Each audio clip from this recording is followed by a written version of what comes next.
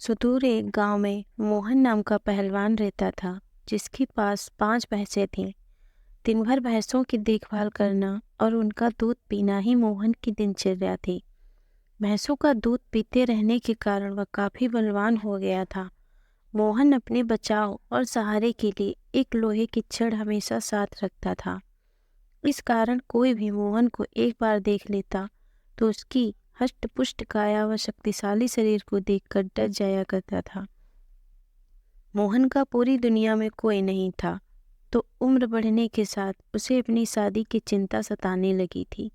इसलिए वह अक्सर लोगों से पूछा करता था कि उसकी शादी कहाँ और किससे होगी। लोग उसे देखकर डर जाते व उसके सवाल का जवाब न दे पाते थे।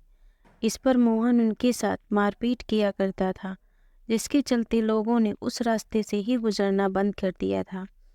एक बार किसी दूसरे गांव का एक ब्राह्मण और एक हमाम किसी विवाह समारोह में शामिल होने जा रहे थे। रास्ते में उन्हें मोहन मिल गया। मोहन ने ब्राह्मण को देखा तो उसने दोनों को अपने पास बुलाते हुए कहा कि आप तो मुझे ज्ञानी नजर आते हैं, बताइए मेरी शादी कब और कहाँ होगी। इस तरह पहलवान का सवाल सुनकर दोनों ठिठक गए। हमाम काफी चतुर था। उसने सोचा कि अगर हम इससे बहस करेंगे तो इसके बल के आगे हमारा कोई मुकाबला नहीं।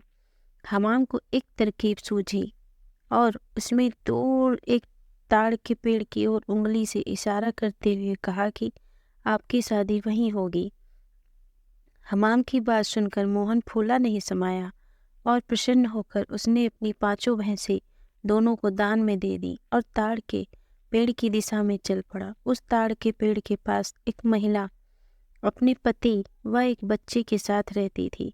उसका पति बड़ा ही धूर्त व आलसी किस्म का शख्स था और उसे बात बात पर झूठ बोलने की आदत थी।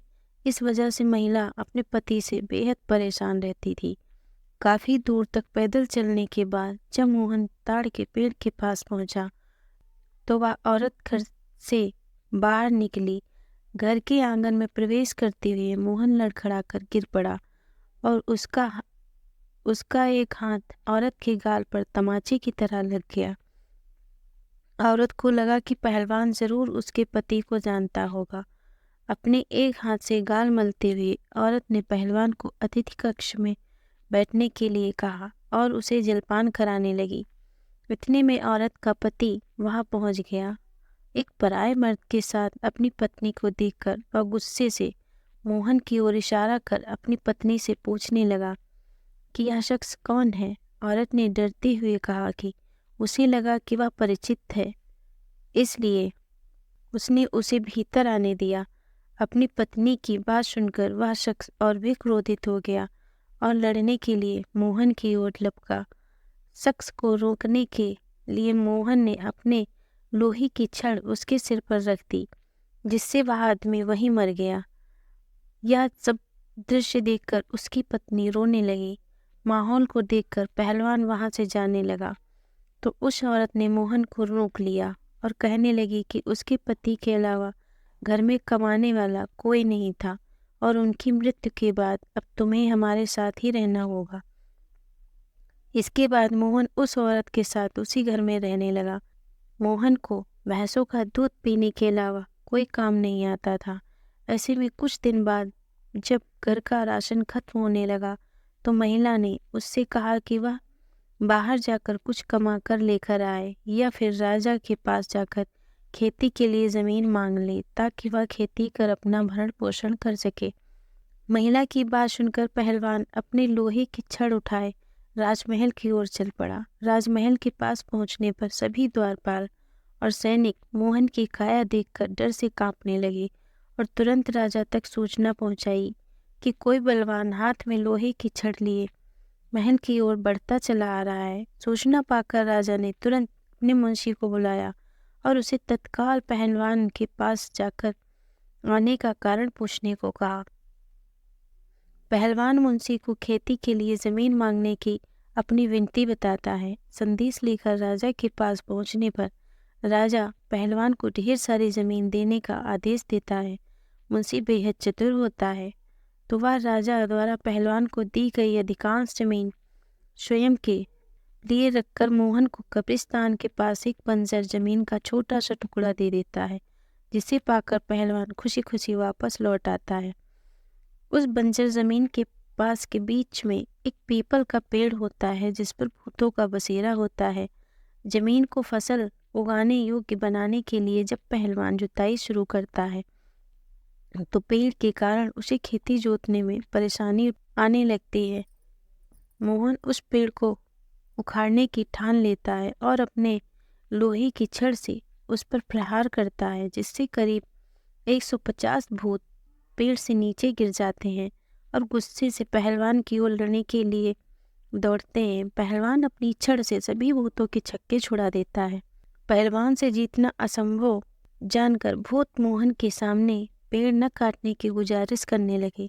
भूतों ने कहा, यह हमारा घर है, हम कई साल से यहाँ रह रहे हैं, हमारे घर को मत उजाड़ो। भूतों ने इसके बदले खेतों में काम कर उपज मोहन के घर पहुँचाने का प्रस्ताव रखा।